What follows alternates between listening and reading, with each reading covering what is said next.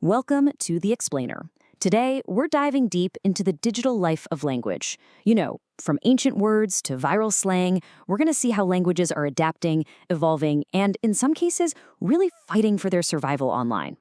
First up, we're going to ask a really big question about what language is actually for. Then, we'll see it in action with the absolutely fascinating story of how one language literally built a nation.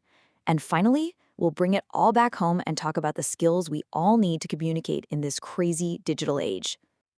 All right, so to really get what's at stake here as our language shifts and changes online, we've got to start with a really fundamental question. I mean, it seems like a simple question, right? We use it to talk to each other, duh. But in reality, language is doing so much more heavy lifting in our day-to-day lives than we even realize. Language is doing a ton of work for us, all at the same time. It's not just about, sharing facts. It's how we actually organize our thoughts in our own heads, how we build our friend groups, express how we feel, and even convince other people to do stuff. But maybe the biggest jobs it has, as you can see with these icons for heritage and identity, are signaling who we are and carrying our entire culture forward.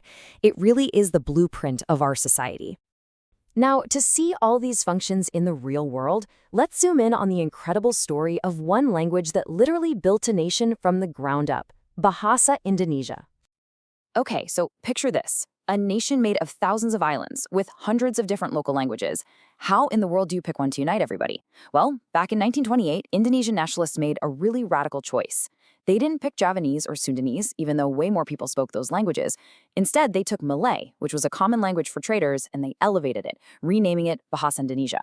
This wasn't just about picking a language, it was a huge political statement, a way to create a single, neutral identity for a brand new nation. And this language wasn't just left alone. Oh, no, it was intentionally engineered. This timeline here shows how it was actively shaped and tweaked over a century. It started with Dutch-style spellings, then got simplified after independence, and then had this massive modernization in 1972. Every single change was a deliberate step to make the language more efficient and uniquely Indonesian. But fast forward to today, the biggest changes aren't happening in some official government committee. Nope, it's all happening in our DMs, on our social media feeds, and in the comment sections.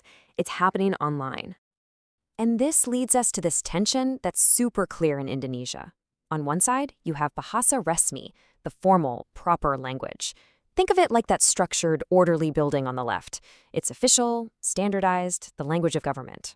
And on the other side, you have Bahasa Gaul, the chaotic, creative, and constantly changing slang of the internet, which is perfectly captured by that jumble of digital icons on the right. Just take a look at this common online phrase. It basically means something like, I'm bored, I really need to relax. But look at the words themselves. Gabut is a super popular slang word for boredom that actually comes from an acronym of a longer Indonesian phrase. And healing? That's an English word that's been totally co-opted and now just means taking a break. This is a perfect example of a new dialect being born, created by and for digital culture. So this clash between formal language and internet slang isn't just an Indonesian story. It actually points to a challenge that every single one of us is facing right now.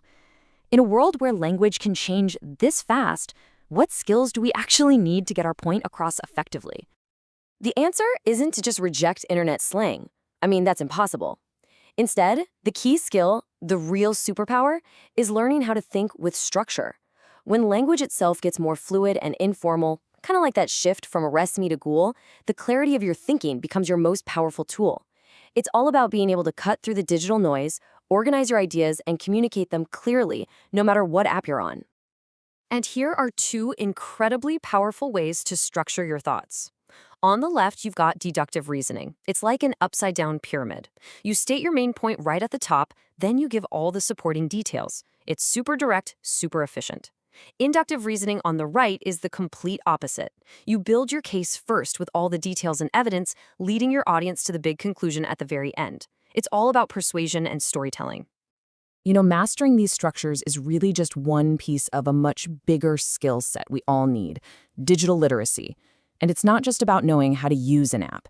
It's the ability to find, evaluate, create, and communicate information responsibly and ethically.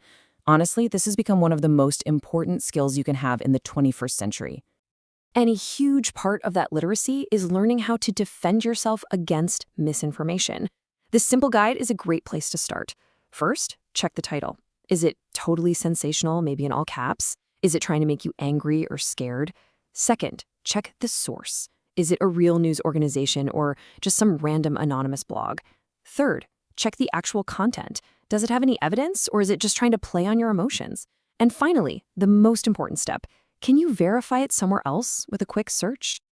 So as the languages we speak, whether it's Indonesian, English, or anything else, continue to adapt to our digital lives, the real question this leaves us with isn't whether language will survive. Of course it will. The real question is, how are we choosing to evolve right along with it?